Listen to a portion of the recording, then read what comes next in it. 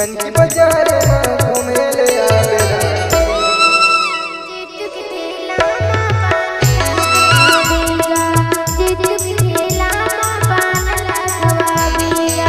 जितु के ठेला माँ पान लाखवा जितु के ठेला माँ पान लाखवा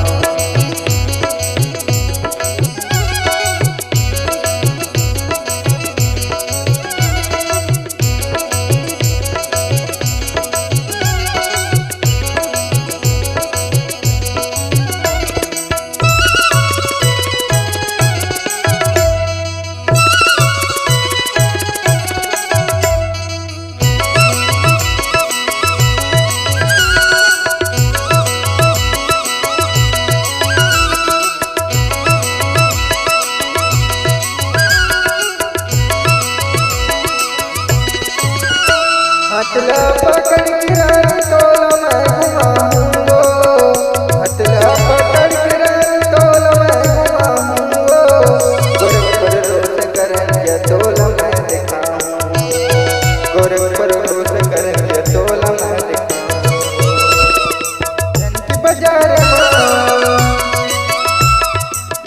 बाजार में घूमे ले आवेला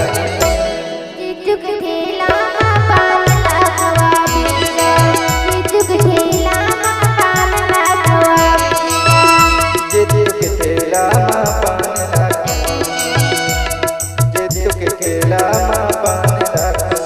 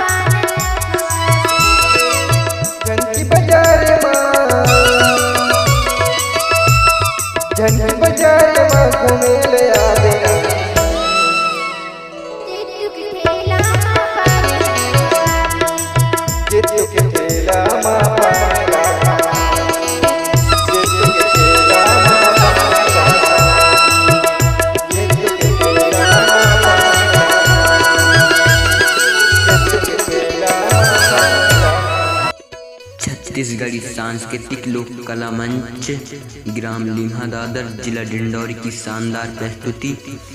गायक भद्दू धुर्वे एवं गायिका सुंदरी बाई धुर्वे, अध्यक्ष गंगाराम धुर्वे। कार्यक्रम हेतु संपर्क करें गायक भद्दू धुर्वे। मोबाइल नंबर है 6268821205। अध्यक्ष गंगाराम धुर्वे। मोबाइल नंबर है 9691302516। धन्यवाद।